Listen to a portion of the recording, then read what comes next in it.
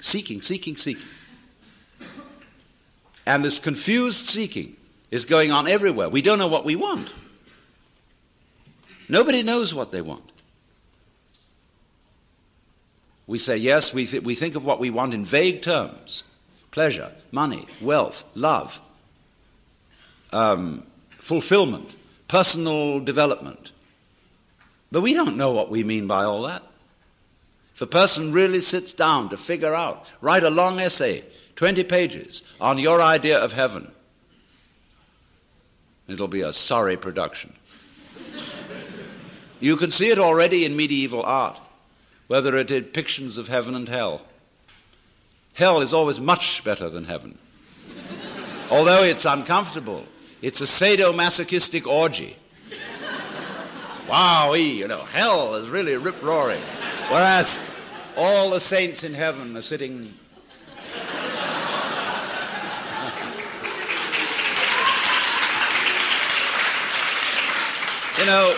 very, very smug and demure, like they were in church. And you see also the multitudes of the saved. Instead of this writhing, wormy thing, you can see all their heads, which the artist has drawn to abbreviate them, just the tops of their heads in masses. They look like cobblestone street. Flattened out. So what has happened then is this, that our I is an illusion. It's an image. And it is no more ourself than an idol is the Godhead. But we say, it can't be so because I feel I really exist. It isn't just an idea in my head, it's a feeling. I feel me. Well, what is it that you feel when you feel I? Well, what is it that you feel when you feel I? I'll tell you. What do you do when somebody says, pay attention? What is the difference between looking at something and taking a hard look at it? Or between hearing something and listening intently? What's the difference? What's the difference between waiting while something goes on and enduring it? Why? The difference is this, that when you pay attention, instead of just looking, you screw up your face. You frown and stare. That is a muscular activity around here.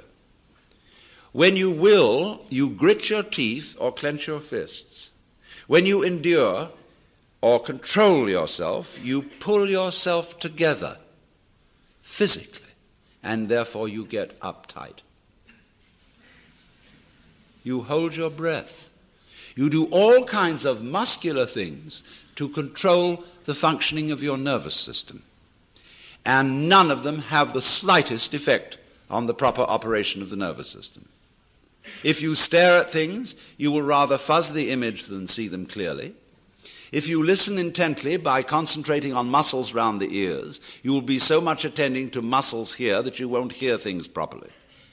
And you may get singing in the ears.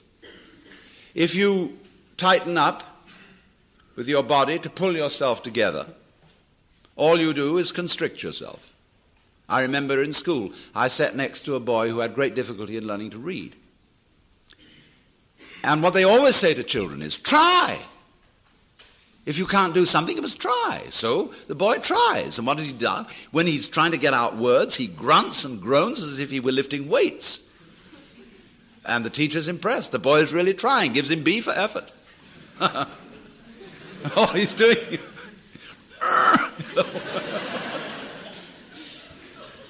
has nothing to do with it. Now, we all make this muscular straining with the thought that it's achieving psychological results, the sort of psychological results it's intended to achieve. Now, all this amounts to is it's like you're taking off in a jet plane. You've got a mile down the runway and the thing isn't up in the air yet, and you get nervous. So you start pulling at your seatbelt. That's what it is. Now, that is a chronic feeling. We have it in us all the time, and it corresponds to the word I. That's what you feel when you say I. You feel that chronic tension. Because when an organ is working properly, you don't feel it. If you see your eye, you've got cataract. If you hear your ears, you've got singing in your ears, getting in the way of hearing. When you are fully functioning, you are unaware of the organ. When you're thinking clearly, your brain isn't getting in your way. Actually, of course, you are seeing your eyes in the sense that everything you see out in front of you is a condition in the optic nerves at the back of the skull. That's where you're aware of all this. But you're not aware of the eye as the eye. I'm talking about the optical eye. So when we are aware of the ego eye, we are aware of this chronic tension inside ourselves. And that's not us. It's a futile tension. So when we get the illusion, the image of ourselves, married to a futile tension, you've got an illusion married to a futility. And then you wonder why I can't do anything. Why I feel in the face of all the problems of the world impotent. And why I somehow cannot manage to transform I. Now here we get to the real problem. Because we're always telling each other that we should be different. Now, I'm not going to tell you that tonight. Why not? Because I know you can't be. Nor can I. That may sound depressing, but I'll show you it isn't. It's very heartening. But everybody, you see, who is at all sensitive and awake to their own problems and human problems is trying to change himself. We know we can't change the world unless we change ourselves. If we are all individually selfish, we're going to be collectively selfish. If we don't really love people and only pretend to, somehow we've got to find a way to love. After all, it's said in the Bible, "Thou shalt love the Lord thy God, and your neighbor as yourself." You must love. Yeah, we all agree. Sure. But we don't. In fact, one psychologist very smartly asked a patient, "With whom are you in love against?"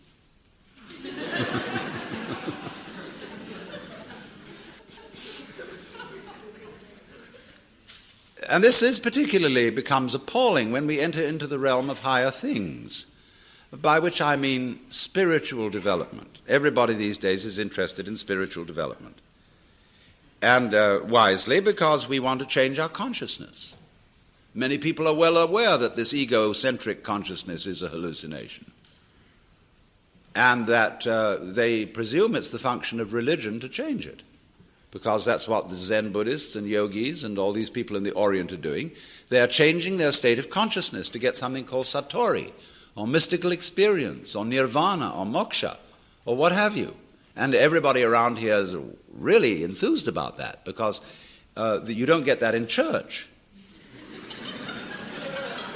I mean, there have been Christian mystics, but the church has been very quiet about them.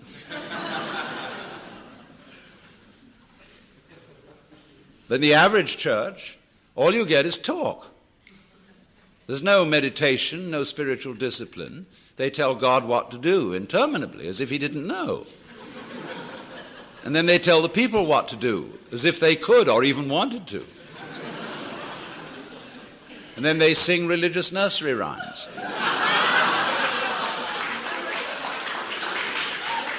And then, to cap it all, the Roman Catholic Church, which did at least have an unintelligible service, which was, it was real mysterious and suggested vast magic going on. They went and put the thing into bad English. And they took away incense, and they became a bunch of Protestants, and the thing was just terrible. So now all these Catholics are at loose ends. As Claire Booth Luce put it, not to be a pun, but she said, it's no longer possible to practice contemplative prayer at Mass. Because you're being advised, exhorted, edified all the time. And it becomes a bore. Think of God listening to all those prayers. Talking about grieving the Holy Spirit. It's just awful. People have no consideration for God at all.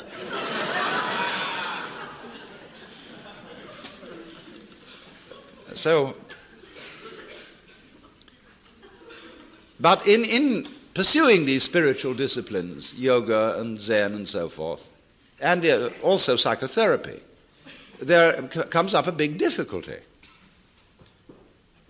And the big difficulty is this. I want to find a method whereby I can change my consciousness. But therefore to improve myself. But the self that needs to be improved is the one that is doing the improving. And so I'm rather stuck. I find out the reason that I think I believe, say, in God, is that I sure hope that somehow God will rescue me. In other words, I want to hang on to my own existence. And I feel rather shaky about doing that for myself, but I just hope there's a God who will take care of it. Or if I could be loving, I would have a better opinion of myself. I'd feel better about it. I could face myself, as people say, if I were more loving. So the unloving me, somehow, by some gimmickry, has to turn itself into a loving me, and this is just like trying to lift yourself off the ground with your own bootstraps. It can't be done. And that's why religion, in practice, mainly produces hypocrisy and guilt, because of the constant failure of these enterprises. Oh, people go and study Zen, and they come back and say, wow, getting rid of your ego is a superhuman task. I assure you it's going to be very, very difficult to get rid of your ego. You're going to have to sit for a long time, and you're going to get the sorest legs. It's hard work. And all you wretched kids who think you're getting rid of your ego on part or something or other and easy yoga, you don't know what you're in for when it really comes down to the nitty-gritty. Well, you know, the biggest ego trip going is getting rid of your ego.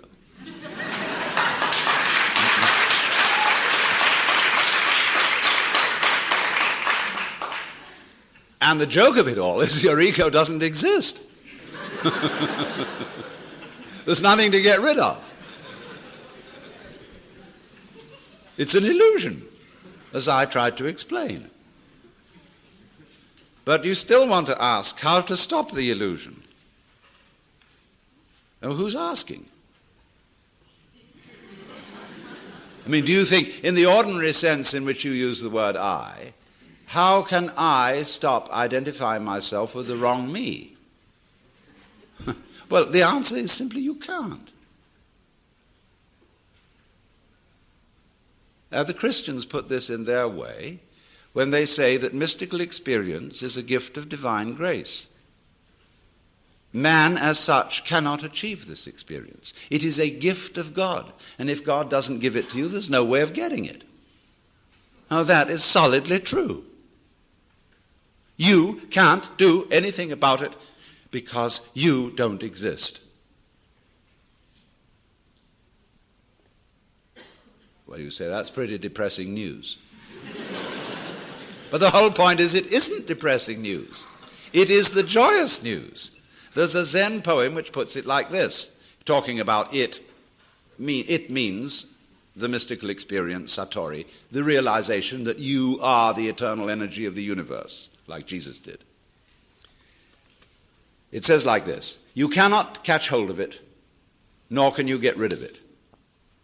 In not being able to get it, you get it. When you speak, it's silent.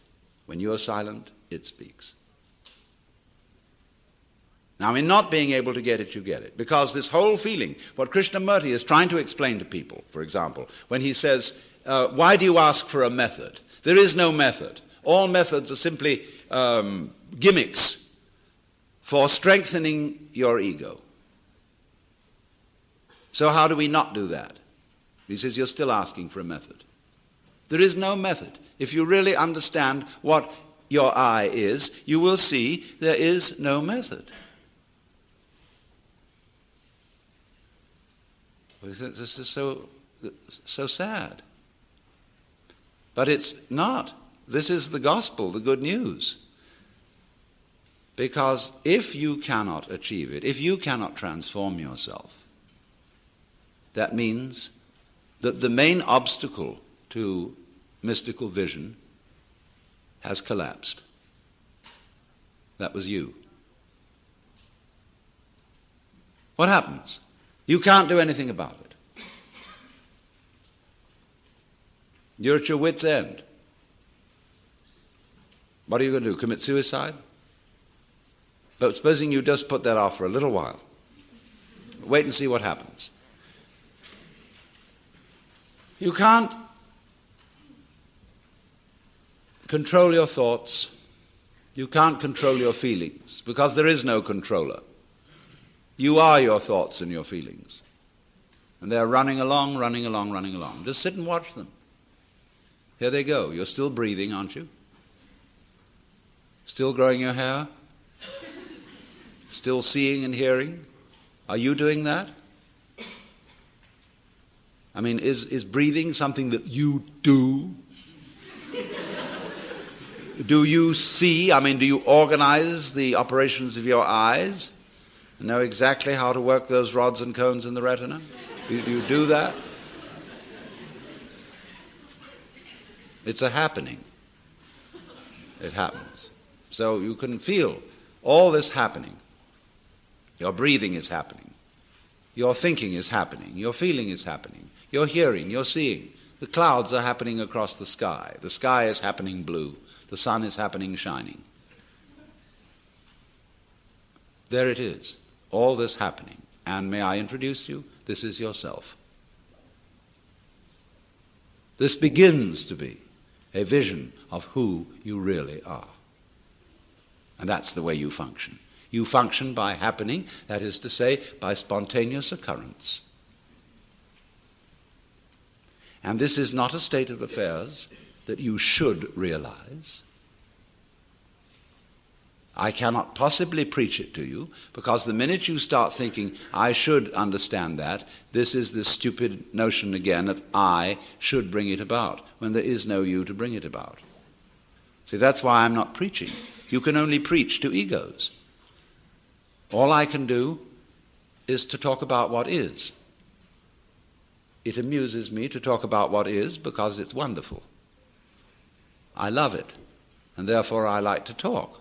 If I get paid for it, then I make my living. And sensible people get paid for doing what they enjoy doing. So this is not you see, this is the whole approach here is not to convert you, not to make you over, not to improve you, but for you to discover that if you really knew the way you are, things would be sane. But you see, you can't do that. You can't make that discovery because you're in your own way. So long as you think, I'm I. So long as that hallucination blocks it. And the hallucination disappears only in the realization of its own futility. When at last you see you can't do it. You cannot make yourself over. You cannot really control your own mind. See, when we try to control the mind, a lot of yoga teachers try to get you to control your own mind, mainly to prove to you that you can't do it. There's nothing, a fool who persists in his folly will become wise. So what they do is they speed up the folly. And so you get concentrating. And you can have a certain amount of superficial and initial success by a process commonly called self-hypnosis. And you can think you're making progress. And a good teacher will let you go along that way for a while until he really throws you with one. Why are you concentrating? See, Buddhism works this way. Buddha said, if you suffer because you desire, and your desires are either unattainable or always being disappointed or something. So cut out desire. So those disciples went away and they stamped on desire, jumped on desire, cut the throat of desire, and threw out desire. But then they came back and Buddha said, but you are still desiring not to desire. They wondered how to get rid of that. So when you see that that's nonsense, there naturally comes over you a quietness.